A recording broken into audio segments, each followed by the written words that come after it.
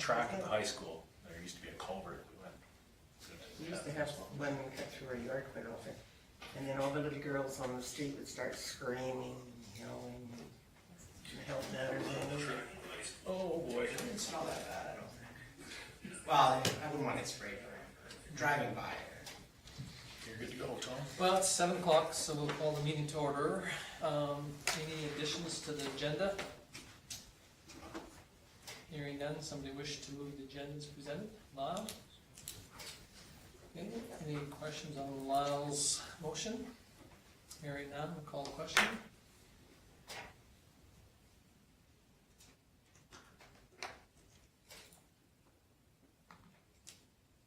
And it's carried unanimously. Okay, minutes of the meeting on June 22nd. Any questions on that? Okay, thank you, George Lee.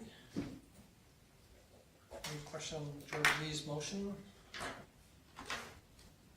Hearing none, we'll call the question.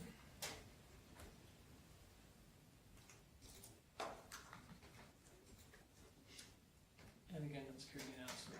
Okay, we have a delegation here tonight. We have Mr. Donna, so if you would like to... Yeah, so as you all know, we went through the hiring process for CPO, and when I did the update to council midpoint of that, we had the discussion about hiring somebody and putting them through training, and so through that process, we ended up interviewing Tim, and he accepted we made an offer, and he accepted the position.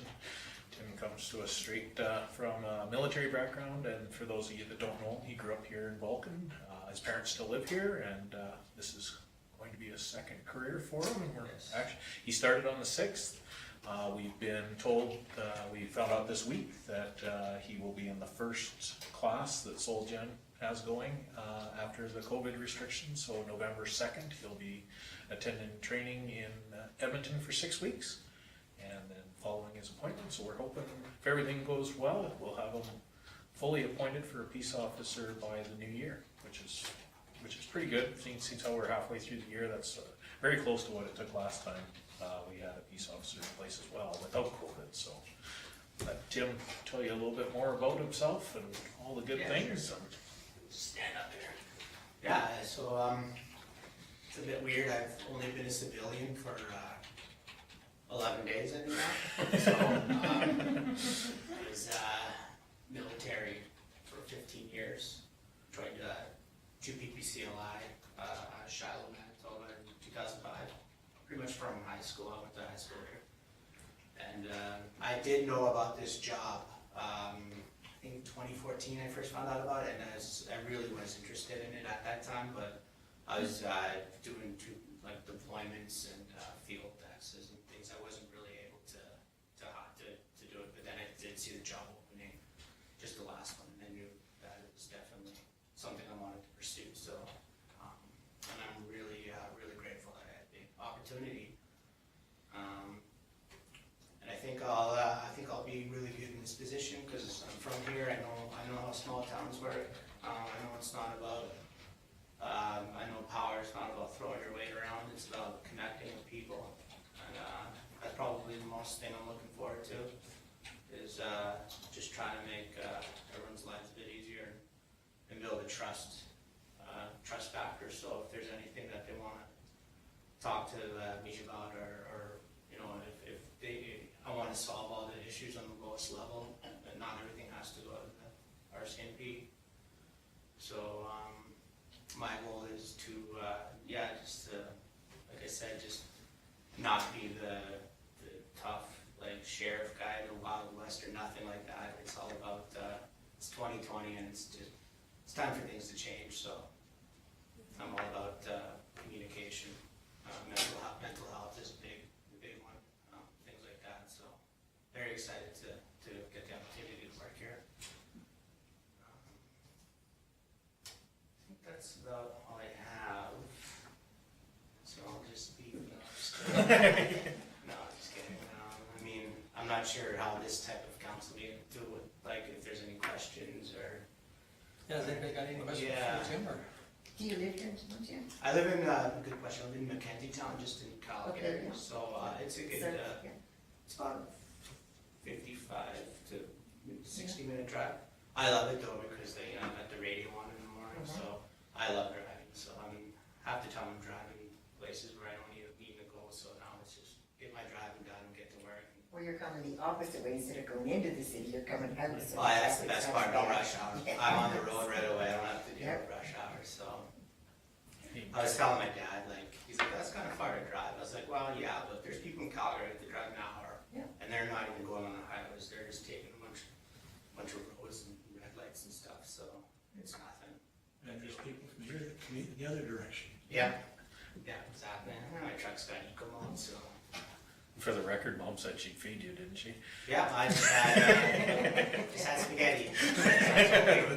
No guarantees a visit.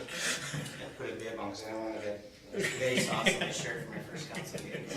And yeah, that's another thing. I'm really big on dress and deportment. You're only as good as you look in a position that requires uniforms to be worn every day. So you have to physical fitness, things like that. And you know, like in the military, I'd see guys with crooked helmets and stuff like that, and you're not going to get to the next level until you can present yourself in a respectful way. So that's another big thing of mine is dress and deportment. Okay, any other questions for Tim? Well, thank you very much for taking the time to come and visit with us tonight. Faces, Yeah. And, yeah, great. Great to have you on board, and hopefully. yeah, everything looking will- very much forward to it. I will do my very best. Yeah. Great. Well, thank you very much. Okay. Welcome. Thank you very much. Thank you. I told Tim that he could stay for the entire. Oh, yeah, you're welcome to if you like. You can go home if you want to. Yeah, I'm living out of boxes right now, so I really should attempt to that. Okay, well, drive careful. Thank you, Tim. Yeah. Thanks, everybody. Yeah. Thanks. Okay, well, moving on to our correspondence, 5-1, the Alberta Municipal Affairs, the letter. We kind of spoke a little bit of this, but there's the official letter that's stating that how they're going to proceed, and unfortunately, I don't think we've heard anything. We haven't yet. Just as a note for council, based on the motion that you guys had put forward about preparing the street program, Main Street paving, in case there was funding available, what we've done is we've actually got the tender documents ready to go. So So we're shovel ready? the very second that we hear something, we can have a tender and hopefully have a turnaround within 2 weeks. And to be completely honest, some of the feedback from SEMA Plus is that a lot of contractors are anticipating this coming out as well, so they're adjusting their rates accordingly.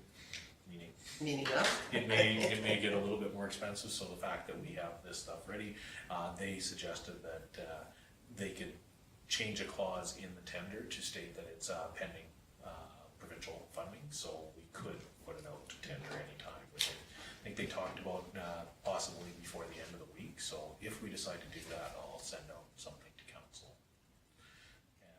And we basically have the motion to work off of, so yeah, it looks promising, so. Okay, any questions on that letter? Okay, moving on to the annual operating letter from Vulcan County dated June 22nd. We received it on the 29th. But Yeah, so you can see the level of funding that the county has approved in their budget for this year. It's substantially less than what we requested, so based on that and the conversations that we had from the joint council meeting, we put an in-camera session together for discussion of the agreement inside that, so that'll allow council to have a closed door discussion about how they would like to proceed with direct funding. So this is just the letter letting us know what the county has committed to for 2020. Vulcan Week Week. Those are outside groups that request more funding through Recreation 2, so similar to the performing arts, the skate club, those sort of things. For some reason this year, the county included all of the outside groups that they fund as well. And we're kind enough to put in the letter that we have to tell them what they did or did not get.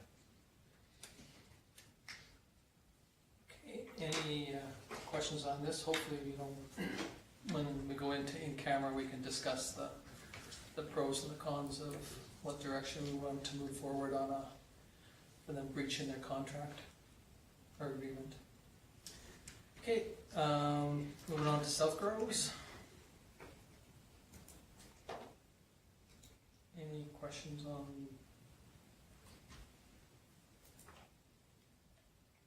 SouthGrow report?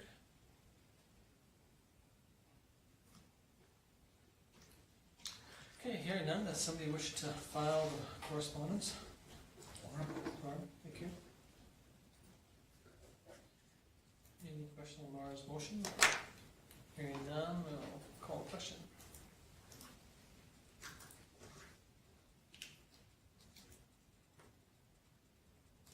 And it is carried, but we're still waiting for one more there. Carried and asked me.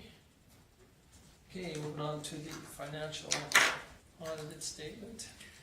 So, as council's aware, the audited financial statements, the requirement from the province was extended due to COVID, but ours, it actually worked out very well because, as you guys are aware, one of our auditors passed away during the process, so Daryl had to spend a little bit extra time going through Jesse's records, that sort of thing, and bringing our stuff up to date. So he was able to completely go through everything. We've provided his review letter and of course the financial statements themselves for council's review. And if you are happy with the content, you have the weekend to review it all. They're very straightforward, and compared to previous years, you can see we added a little bit of capital, as we try to do every year, try to keep our net value at that 20 million mark.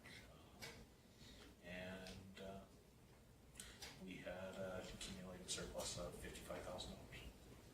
So if council is in agreement with it, you do need to officially approve of them. We have to have a councillor and the mayor sign off on them, and myself and the mayor sign off on our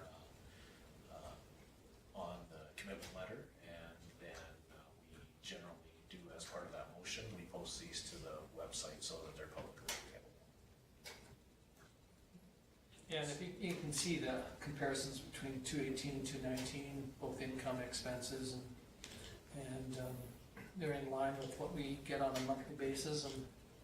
And if you also notice in his comments, there's no negative or areas of concern that he had.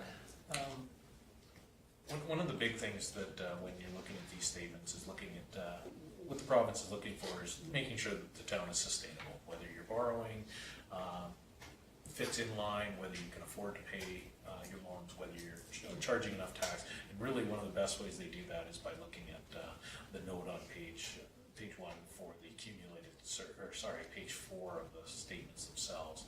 And that's the accumulated surplus. And really what you're trying to do is you're trying to keep the value of the town at a constant, or try to gain. So you can see that we were able to gain, it's not very much, $40,000, but it's not losing. And when you consider things like depreciation and the amount that our stuff depreciates, it's nice that we're able to hold our own. We depreciate almost $1 million a year. So. Yeah, and unfortunately, years ago, we didn't have to depreciate as much. We didn't have the tangible assets, and so it really did skew or change the picture. It's probably better now that we do have them in, but for a little while there, it was really difficult for administrations to put all that information in, and there was a lot of information gathering. So I think it was a learning curve too for the auditor, because they had to go through that process of how to bring that up to speed. So I really like the pie chart. Charts at the end. That's how I learned that. One of the other things of note in there is, of course, you have to declare the salary and benefit disclosure for any officer, chief administrative officer, any of your councillors, mayor, and one that we found out in the Municipal accountability review was you also have to do designated officer being the assessor. So we had to get a hold of Benchmark, and we had to put in their contract price to do our assessments. So we had that added under section 8 of the notes. That's why it's in 2019 and not 2018. Not 2018, that's right. Is that because some places have an assessor as part of their staff? That's right, and so I went through what they would consider designated officer, and the assessor wasn't our peace officer and our development officer, that sort of thing, so. Lyle, I got a comment? Isn't it, well, it's a good thing that we're ahead at the end of the year, but we're not, like, Right. way ahead, because the goal is to keep it fairly flat, is it not? You're trying not to lose ground, really is from a budgeting standpoint, from a sustainability standpoint. If you're depreciating at $1 million a year and you're not putting capital infrastructure into your community, then your net value drops every year that $1 million. One of the exercises that I did for my NACLA stuff was taking our financial statements and do an evaluation if we weren't contributing to our community, how long we are sustainable. And in our situation, that it's depreciating at $1 million a year with $20 million worth of asset, we were basically sustainable for 20 years without doing anything. And you are right, Lyle, you know, this council and previous councils have tried to keep the mill rate as tight as we could so that we don't bring in too many dollars, but yet it's illegal for us to run deficit too, so. You know, but you can, like you said, you notice that we hardly have any income or any surplus left over, you know, that only that $50,000, which, you know, isn't very much compared to previous years, but yet, you know, it means that we're budgeting and expendituring are pretty decent to keep them in mind, so. So do cities, towns, villages, are they, I mean, they're not there to build up a huge bank, like have $1 million or millions of dollars at the end of the year. Like for us, it wouldn't be a good thing to do that. You can budget for reserves, but you basically have to have them in place and purpose for them. You're not bankrolling just to have money in the bank. If you include it in, which we do, best example is our 25-year capital equipment replacement plan. That $95,000 is in the budget, and you put it to reserve so you have money in reserve, but it's also just enough to do that year's purchasing. So one year you may buy a $20,000 pickup, but you put $90,000 in there, but that makes up for the $300,000 street sweeper that you have to buy in 2 years, that sort of thing. So. And I think that's an advantage of council reviewing the, you know, the reserves and reviewing our debt load and reviewing all when we do it. And this, like Kim said, has come a little later than normal, but yet on the other hand, because normally we do this before we set our mill rate, so we know how much we have either in surplus or how tight we are. So, but on the other hand, it allows us to be able to take this information and we can do it for our public meetings if we're going to have one this year. Hopefully, we're potentially could have one, you know, again like we normally do, and we usually do it in June. But with COVID this year, you know, we kind of put it off. But if we have the same amount of people, we could hold one, but we never know how many people would show up. But on the other hand, you know, and again too, you know, like Michelle and you know had the town hall coffee shop one. You know, this information was, you know, available to those people that showed up for that. Like Kim says, we put it on the website, so if anybody wants to look at our financial statements and see where we stand, it's kind of nice because, you know, it shows that council and administration have been trying to toe the line, but yet, you know, do it within the parameters of what we're asked to do. So just in regards to the golf course loan here, so that's theoretically in 5 years?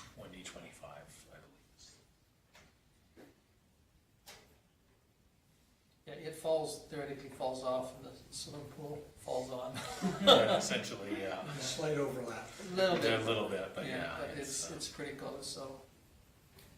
But yeah, the golf course loan is, and it is noted in there too that, because, a previous administration or a previous council approved to pay the golf course loan.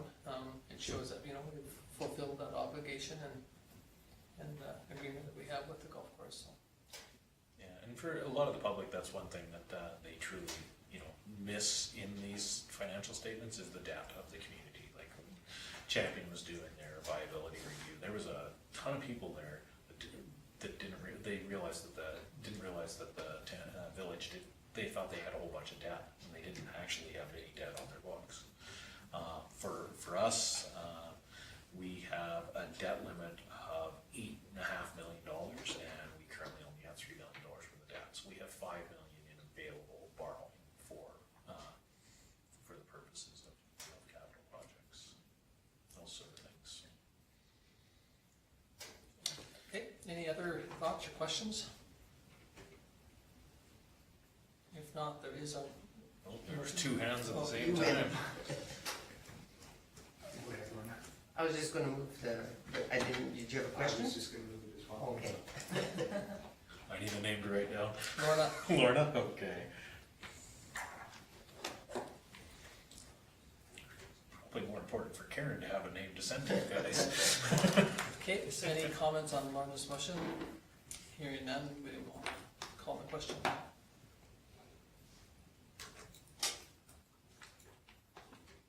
And it's carried unanimously. Okay. Moving on to our next one is the bylaw for municipal borrowing. 91-20. We put together the report for this. As council knows, every year we do a municipal borrowing bylaw, and it normally covers our line of credit and our business MasterCards, and it's about 400 and change that we do with that. We were exploring the options for interim borrowing for the pool, which council's already given us direction to put together that borrowing bylaw. When we contacted our accounts manager from ATB, they suggested if this is a one-year thing for the construction of the pool, we already have the other borrowing bylaw in place, that this could be covered through short-term borrowing in our annual municipal borrowing bylaw. So the intent is that during construction, we'll basically extend our line of credit to $3 million so that we can finish the construction of the pool, and then we'll pay it off with the long-term borrowing. And then next year's municipal borrowing bylaw will go back down to the 467,000 that it was originally. So we've put together this bylaw, we've sent it to ATB for review. They're happy with the wording of it and the value. So as per any bylaw, a borrowing bylaw normally has to do the advertising because this is short-term, interim. It does not need a advertising, so you can do all three readings this evening if you would like. So. Okay, any questions on the borrowing bylaw? Not, somebody wish to move the first reading? First reading. Okay, thank you. Any questions on all's for the first reading? Hearing none, call the question.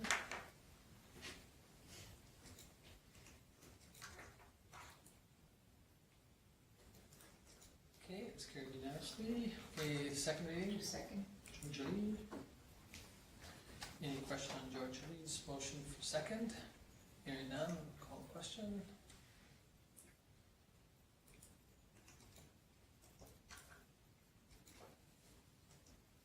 It's carried unanimously. To introduce the third. Norma? Any question on Norma's motion to introduce third reading? Hearing none, we'll call the question.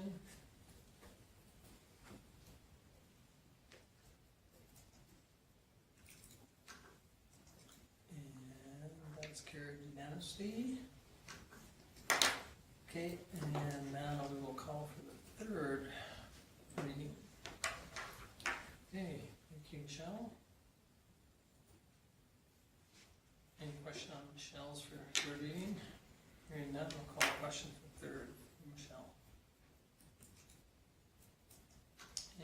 is carried unanimously. Okay, thank you very much. Okay, moving on to current business. Bylaw Enforcement Officer appointment. You've all had an opportunity to read the report. For a few of you councillors, you've been through this process before. Every peace officer that we've ever hired, we appoint for bylaw first while they're waiting for their appointment. Which in some cases, if they're already trained, it can take up to a month anyway. So this will carry Tim through to be able to address bylaw needs for our community. So we will gear up the car, cover up the peace officer stuff. We have a uniform that identifies him as a bylaw enforcement officer until he's completed his training at Solgen in November. So if council would like to appoint Tim, and it requires, as per your new bylaw that we amended from our municipal accountability review, it requires a motion of council to appoint, and then Tom will have to execute an oath of office with them on tomorrow morning. Well, Oh, wow, his hand is up oh, are you first. sure? It's a race. Yeah. The It's race a is- line race. He was just sitting back there. Just, it's just waiting, right? Okay, so Lyle moves that we appoint this Tim Tim. as. Any question on the motion? Hearing none, call the question.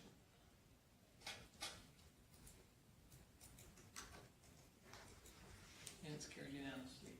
Okay, moving on to the next one, which is the fire services agreement amendment to the agreement, I should say. You want to speak to that one? Yeah, so I put together a report based on the information that the Director of Protective Services for the Vulcan County had provided. As all of you know, as per the agreement, the Director of Protective Services administers on behalf of the county for the fire committee. So one of the conversations that came up with the fire committee is the county charges for insurable claims for the response of the fire department. And they wanted to add that to the agreement so that they'd be able to do that in town. So I gave you guys a quick update as part of one of my reports recently, and I've had the opportunity to follow through. I contacted 2 of the local insurance providers, and they assured me that that fire response is covered in a policy, in all the fire policies, up to a certain level. So they wouldn't give me the exact numbers, but it was covered under that. And the response about how it would impact premiums, those sort of things, was based on if somebody's making a fire claim, the response of the fire department was so little in that, and it's included in their policies that that was something that was covered. They're going to, depending on the extent of the claim, whether be a full building replacement or that's what affects the premiums. What about this So other one in there too, about the Q, yeah, so COVID management plan? one of the other things that was when they were addressing the agreement is the county provides a safety codes officer for investigating and doing our fire inspections, which the county had been doing before. We just didn't have it formalized in an agreement. So while we were doing it, they suggested that we add it, and making sure the council is aware that that's at no cost, that they provide that service to us. And then the last one was removing the regional deputy fire chief, because that named a specific person to do training, and they actually have all of the protective services trained so that they can do training as well. So just a wording to replace it with emergency services staff, so that anybody can do that training again for free to the town. This was sent to the committee members, and Paul can speak to any conversation that they had internally about it, but the response that I got was that the committee was recommending this to both councils for approval, and I just checked in with the county to see what the county's feeling were on that. based on that, this is an amendment to an agreement. Again, this agreement, based on a conversation that we had at the joint meeting about, this follows a very similar template as the recreation agreement, so it may be something that the town and county council may want to look at in more depth in the future, so, because it follows exactly the same template, so Hopefully it holds up better than recreation agreements. hopefully. Okay, any thoughts, comments? I'll move this. Okay, Paul moves to amend the agreement. Any questions on Paul's motion? Oh, Lyle, sorry. Just, can you give me a dumbed down version? Like, just, if a call, the county's the one that's making the claim for insurance whenever something happens, instead of us. Yes. We never have. We've never made claim for, so when the town of Vulcan was administering the fire department, when a call came in, they went and we never charged insurance.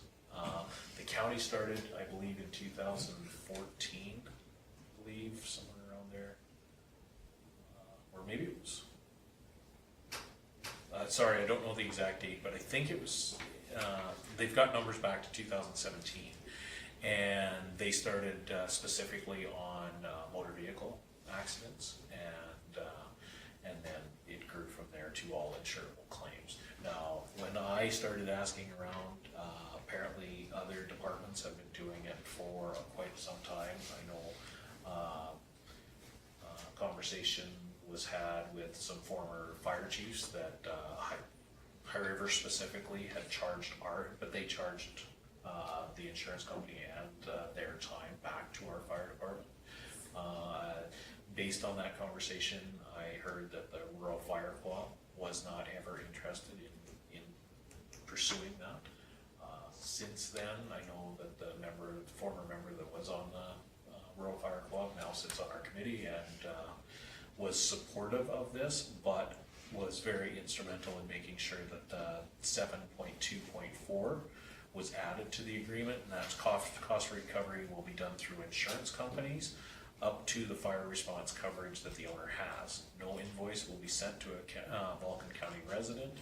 In the event the insurance company will not cover the cost, the intent of the cost recovery is to recover costs associated with fires from the insurance company, and it is not to put undue financial hardship on a Vulcan County resident. So, and during that conversation, they were looking at the Vulcan County as a whole, with the town of Vulcan being a part of that through this agreement. The administration of it is done through the Vulcan County, but that's part of this agreement as well. The administration for the fire department is done through Vulcan County. And that's similar to other functions. Yeah, did that That's clarify it a little bit? Clear as mud? yeah. So was the whole committee the fire committee happy with this? Yes.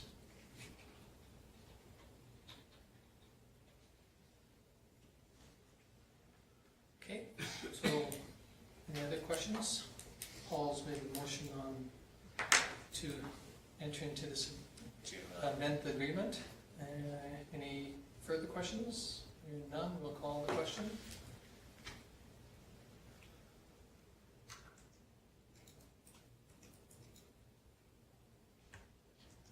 And it's carried.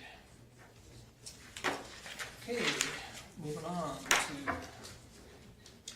the reports. FCSS board meeting from June the 18th. Any questions? Georgia Lee's probably highlighted this on our last meeting anyway, most of it, if not all of it. Okay, no questions on that. How about the food bank one then?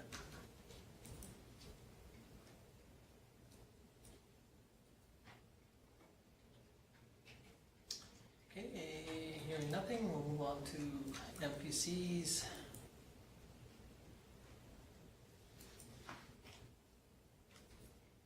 Any question on, again, Paul is highlighted.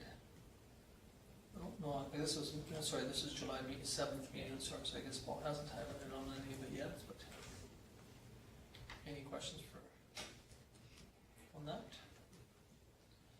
Okay, hearing none, somebody wish to move the written community reports? Lyle? Okay, yeah, we learned on that. Okay, any question on Did you Lyle's get motion? Hearing none, we will call the question. Yeah. Lorna said committee reports are too easy. That's not exactly what I said, but similar. Carried unanimously. Okay, we'll move on to verbal ones. Mr. Taylor. I was at the joint meeting, which you all know about, and at MPC, which you have the minutes of. And a couple of little things. Just in talking to ratepayers, with all the kerfuffle with police and that, I just wanted the RCMP to know how much they're appreciated here. And certainly I, for one, do appreciate them. And the other thing I had was I was at a special birthday party on Saturday for Rick Howard. He's 70. Oh, That's all I got. okay, well, thank you for bringing that information to one of our ex members of council, and Well, that's why I figured it was I important. appreciate that, thank you very much. Any questions for Paul on any of the? Okay, moving on to Councillor DeBolt. Well, I was at FCSS, I attended Carol's, retirement party. It was nice, and that, there was a few of us there for it, and then I had the rec board also. We were seriously looking at, dissolving the rec committee, and so we had to have 2 meetings about it, because we couldn't get a quorum for the first one. So we did have 2, but, they voted to kind of leave it the way it is till the new year anyway, so, but there's still a lot going on there. There's more people have weighed in on it and that now too, so it's up in the air, but I guess we'll talk more about it in the post session for the rec committee. And that's all I had. Okay, any questions for Georgie? Hearing none, we'll move on to Councillor Magnuson. I had the MPC meeting, and we're actually gonna be having another one on the 2 weeks, I guess it'll be from Tuesday, 14th? No, 21st. the 21st, because there's stuff going on and people have deadlines. That in the joint meeting, and it's my 2 cents that I get from the community, well, actually, people coming into the community. People are still very impressed on how clean our town is, and they continue to make points on that. Just everything's nice and green, and it's very well kept. So, I mean, that's hats off to not only our public works, but also to the community itself for how well you're doing. So, just want to mention that. Okay, any questions for Lyle? Okay, thank you, Lyle. Moving on to Councillor Thomas. I had the tourism committee meeting.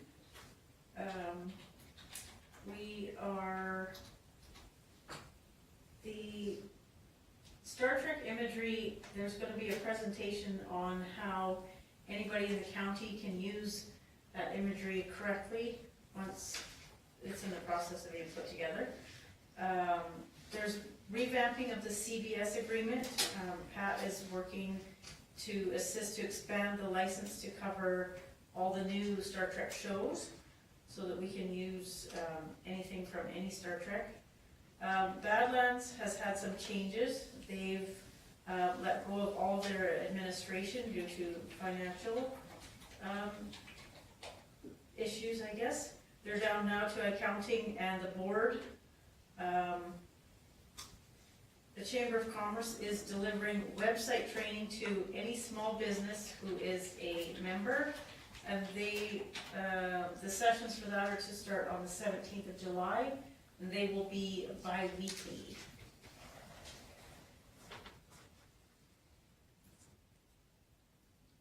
That's it. The Chamber has 3 new members this year, and they're up to 68 members as of Thursday. That's all I have. Great, thank you. Any questions for Laura? What are these, webinar things about? It's supposed to be for helping people set up their own website so everybody can be on the internet. And how do you join that? Or how do you register for that? I'm guessing you just go to the chamber. The info we had was that they're doing them, not how to register, but they're available for free to anybody who is a member of the Chamber of Commerce. And if you're not a member, how much is it? Then you sign up for your $75 yearly chamber fee dues, and then they're free. And never mind. I don't want to hear it. I think we had this conversation once, didn't we, George Lee?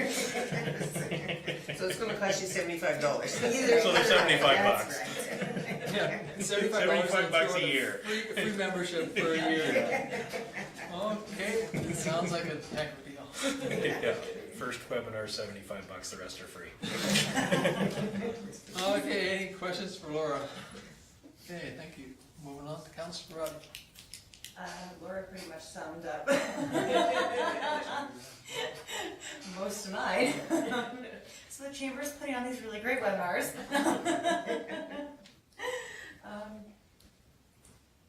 Yeah, that was it.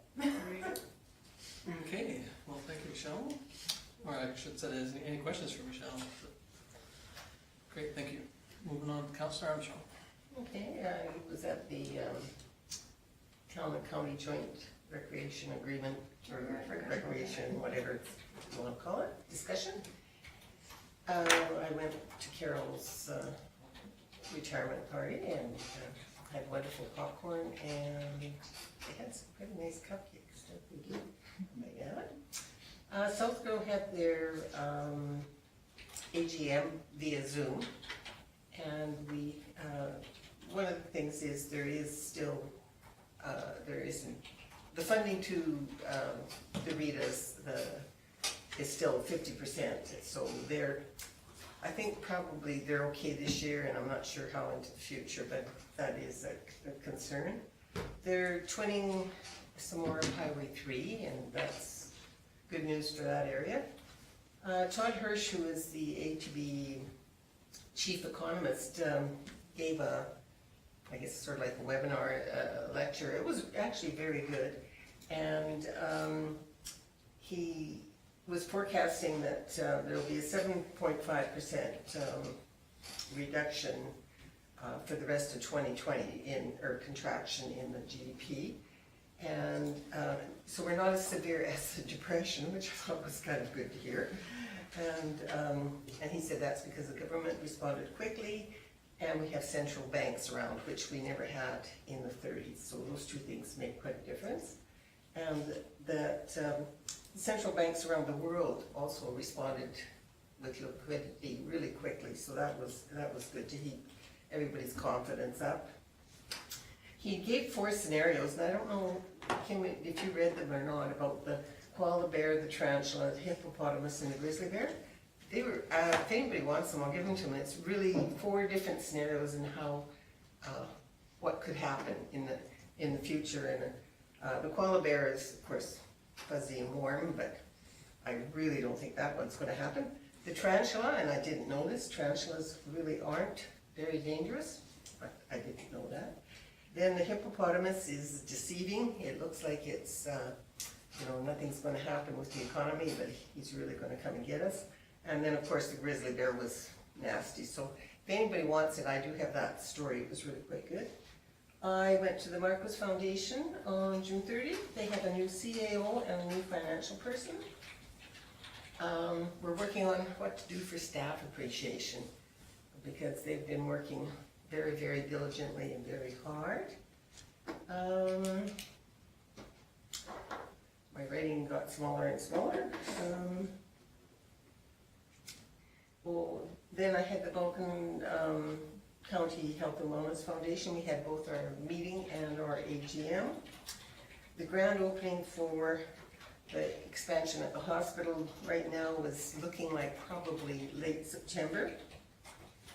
Connect Care, which is the software so that everyone can access information. You personally, as individuals, can access your health records as well as the doctor's offices and everybody in the province. Is supposed to go live in February. The fitness challenge finished, and next year they want to change the name to a wellness challenge. And we're working on programming for the new wellness center. And I think that was it. Any questions for Lana? No, thank you, Lana. Oh, how did your AGM go? Did anybody else come to the AGM? For which one? Or, I had two. oh, sorry, Sorry. the one for the health and wellness? No. Oh, okay, I wasn't sure. Well, actually, Paulette came, but she came with Brenda, so so we counted her as being an outsider. Oh, okay. No, I was just curious because I saw it in the paper, but you had to Yeah. pre-register to come to it, so I was just curious how. But so we pretty much took up the whole Kinsman room, you know, by the time they spread us out six, Yeah, because there's 15 people and then 2 financial people, and yeah, so it was a little hard to hear sometimes way far down there. It worked out well. well, that's good, great, thank you. Okay, anything else for Lana? Okay, moving on to me, I only had a couple, but I did go to that rec joint meeting with the county, and then we had a pool on-site meeting plus a meeting here at the town office.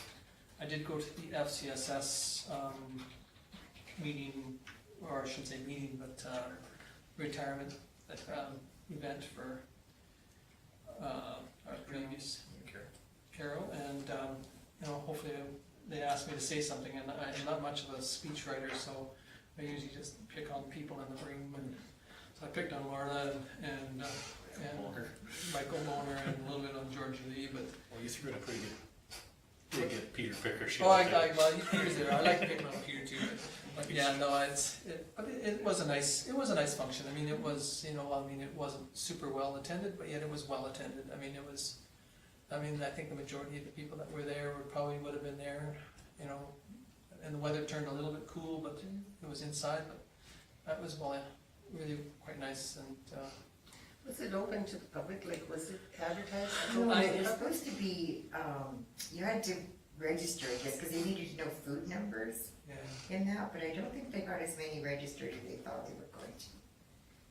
it's hard to, you know, I mean, You had to track everybody that came and You went know. because they were inside a building as well. Great. yeah. So I mean, but it was. I thought the numbers were good, and you know, so I hopefully that it'll work well for the new coordinator there. And then again, we just had our last week. We had a pool committee meeting, and Kim kind of highlighted it in his. But you know, as you can see, the pool is coming along very decent. Pool basins come along really quite well. The building is a little slow, but you know, they've gone to town now since they got the rafters up and walls up. Still a couple more walls to go, and then try to get the roof on, and then they're pouring floors. And so by the end of the month, you know, I think you'll see that they'll start working the inside. But you know, Mother Nature hasn't been as kind to them as they had wanted to. But you know, on the other hand, it's been a good year for getting things done. So other than that, that's all I will have. Unless you've got some questions on the pool again, the rec department has been kind enough to, you know, take the video and download it. They had a little bit of technical issues with last week's, but the new one is up today, and so if you get an opportunity to kind of peruse it, it's kind of neat to see. And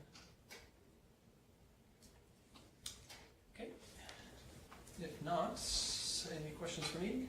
If not, somebody wish to move the verbal reports? Laura? Okay, any question on Laura's motion? Hearing none, we'll call the question.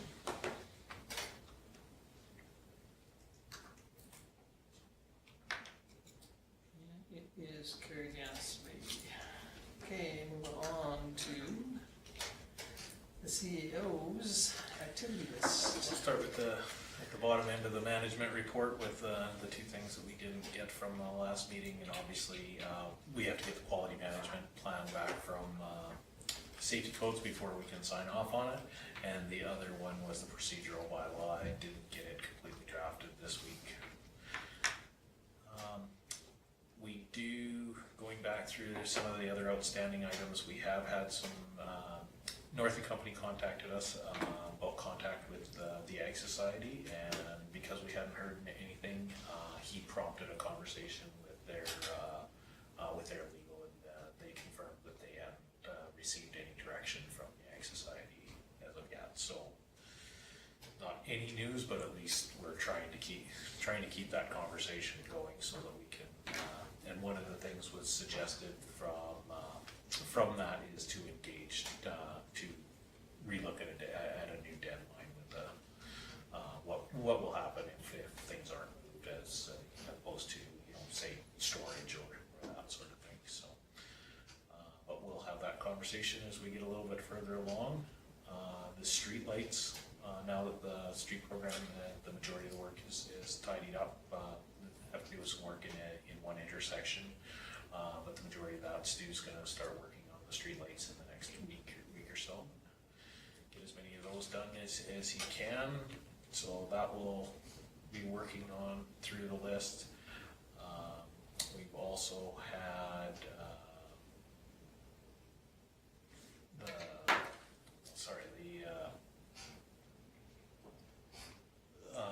the update that I provided about the Main Street project as well. And SEMA's got the tender documents ready to go. I apologize, I was trying to read through that before but I'd already touched on that earlier in the meeting, so unless there's any questions on. So when you're talking about the intersection, is that the one at 6th and 1st? Yeah, it was pretty soft when they put it in, so they, and of course, so that if you do have questions from people, what's there, they are gonna mill out a couple of the soft spots in that intersection, but the finished product there is not the overall finished product. This is the first year that we're gonna do that program where we lay the bottom coat, we allow any settling that's gonna happen, and the top layer of asphalt isn't gonna go on until 2021. That should lead to a better overall lifespan on the project. We had talked about doing that before in a couple projects. It just didn't work out with the traveling on it. So this one we're hoping to get a better result from. So the intersection of 6th Avenue, for the people that live on there know when that rain came down, that's where it all sat. So that intersection is soft, and there's some under drains in there that are supposed to be doing their job. Okay, any questions on the activity list? And are there other potholes still to be filled? Yes. Okay. Just went over one today, so I was Oh just yes, wondering. yeah, there's a, Stu's got QPR, and he's just waiting on some manpower to be able So to. does get he out do there. them, those people that were here, They'll do the stuff on site? 6th, yeah. Oh. So the other pothole patching will be done with our group, with, yeah. okay. Okay, any other questions?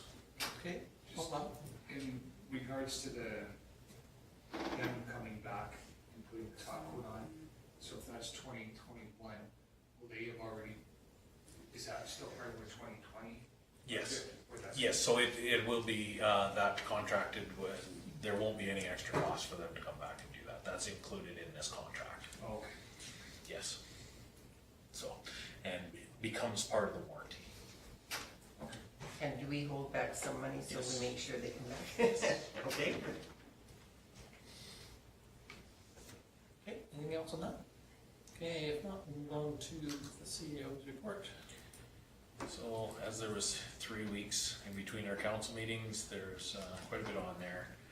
I'll just look at the ones ones that really stand out. Tango and the pool have been ongoing. The recreation budget, we'll talk about in camera, but we've been moving things around inside the budget for the reduction in expenses, so I'll touch on how we plan on moving forward with that. Obviously reviewed the financial statements when they came and answered any questions that Daryl had before we could do the final to present to council. Prepare the municipal borrowing bylaw. Janice spent quite a bit of time with ATV looking at that. Then I drafted things once we got our answers. Orientation for our peace officer in the middle of that. The recreation committee, I attended both the meetings that George Lee was there, and really was based on the conversation that was had at the joint meeting in asking the committee and looking for different alternatives to make the committee function better, and to also identify specific purpose for that committee. Because if they were, again, the feedback that some people were getting is we're attending a meeting, but we're just being told what's going on, so what's the point of having a meeting? So what I wanted to do was firsthand get from the committee members what they felt their role was, where it was.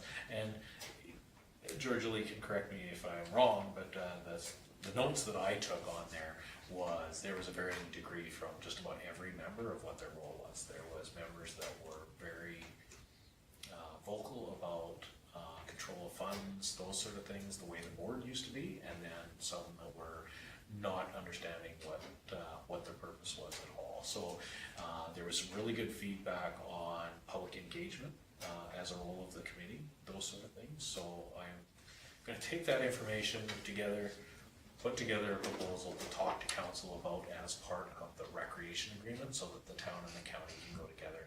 We'll meet with the committee again. As I said, I left the meeting, the committee talked about it, and they decided internally that they didn't want to see too much structure change until they saw something come forward that would that they could be comfortable with. So so I spent quite a bit of time with that, looking at what other committees do, what other communities do for recreation, and we can talk about that a little bit more when we start talking about or what the agreement will look like in there. And other than that, everything was pretty straightforward. I can happily say daycare started again today, so. My wife and I had lunch together today and didn't quite know what to do with ourselves. So, and then of course the meetings, I attended Carol's retirement as well, the recreation meeting twice, the 2 pool meetings that we had in there, and of course the joint meeting. So. Okay, any questions for Kim? Okay, moving on to development officers.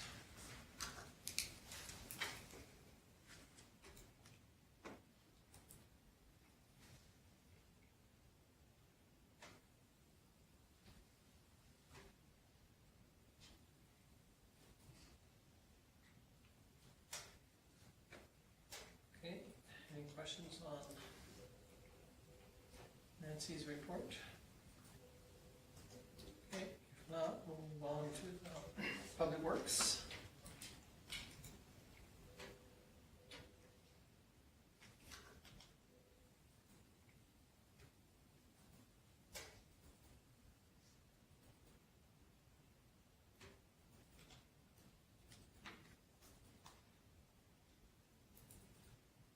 Any questions for Stu's? No. Just in regards to the lift station there, with the way things are going, does that look like we're gonna have to move it up on our priority list? They have it fixed, as he identified, and it's just that constant reminder that when it comes. So one of the things that Stu and I talked about is looking at some capital planning for them, to have discussions with council, strategic plan. That was exactly the same as me putting in my reports when I did the pool leak 5,000 gallons a day. It's just a reminder that it's doing that and we may need to do something.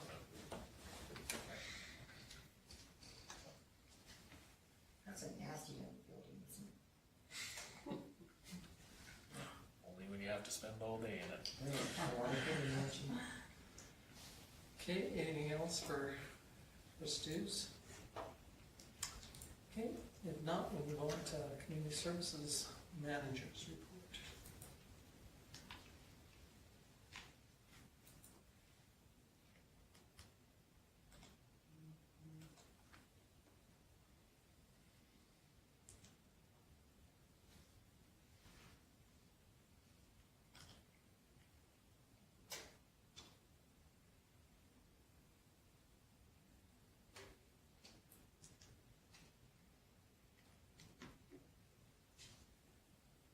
Any questions on her report, Tom? Just curious, what is Perfect Mind Booking? It's the booking system that they were looking at for facilities. Oh, okay. Sounded like something right, sorry. The old program that we used was called Book King, so B-O-K. King is in with a crown. So. And this new one is supposed to be like $4,000 cheaper than the old one. And has the ability to be modified to do quite a bit more tracking where your usage is coming from, those sort of things. Little things like if you decide to put 2 different rates in for something, can be accommodated with this program. For you, I charge this, for me, I charge this. Yeah, or if you live here or here. Well, that's good to know.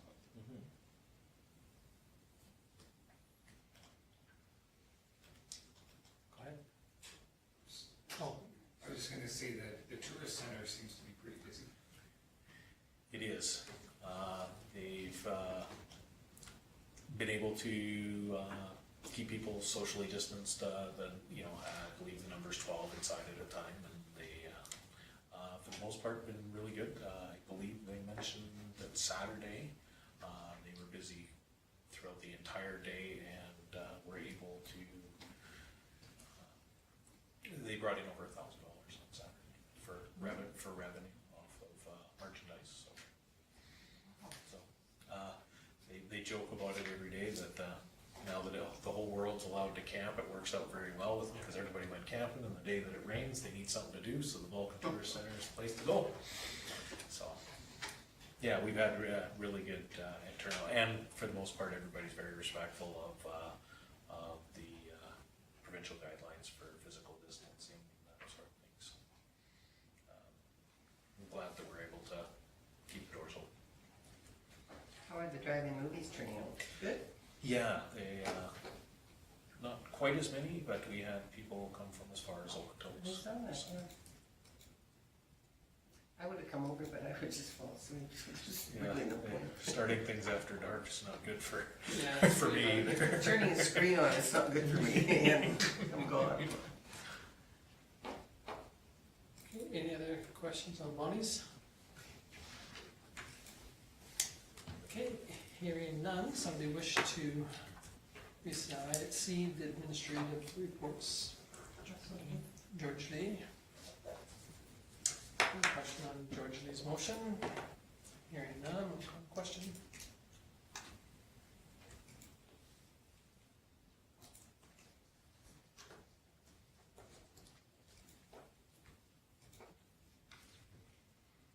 And that's carried unanimously. Okay, now we need a motion to go into closed meeting. Lyle? Any question on Lyle's motion to go into closed meeting? Call the question.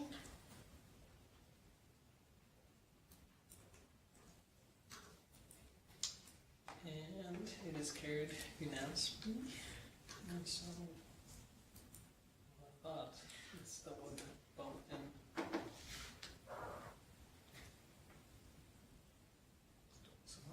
We're still waiting for the shovels. Nothing's covered. Okay, are you in favor? I am. Okay. purpose of this conversation, before we shut the camera off, if council's in agreement that no motion will be made at the end of this, you can end the video saying that the meeting will go to an open session and straight to adjournment. But I'm not sure if you feel that a motion is gonna come forward out of this or not. I'm not sure what will happen when we go into this discussion on the. That's right to say. So Yeah. I just thought I'd throw that out. That's Okay. one of the things Well, we're looking we'll at for just- the procedural. we'll So just- I will put this to here, and I will move the camera down probably, because we can't see the sign. So we are now going in.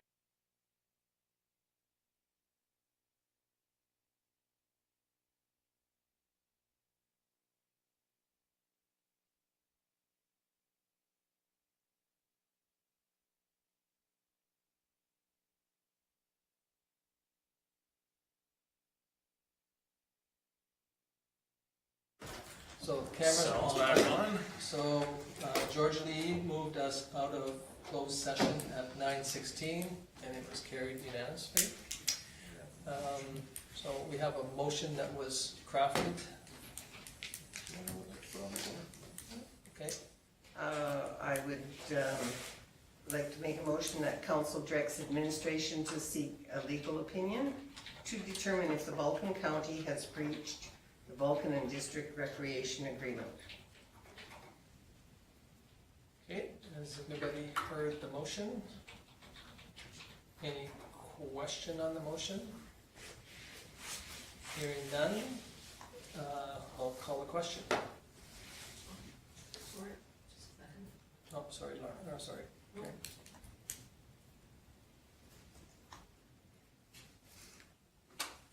Okay, and Paul's moved in favor. Okay, it's carried unanimously. Okay, need another motion. Michelle, to adjourn, 9:17, 9:18. Any question on Michelle's motion? Hearing none, we'll call the question. Okay, Paul and Michelle are in favor.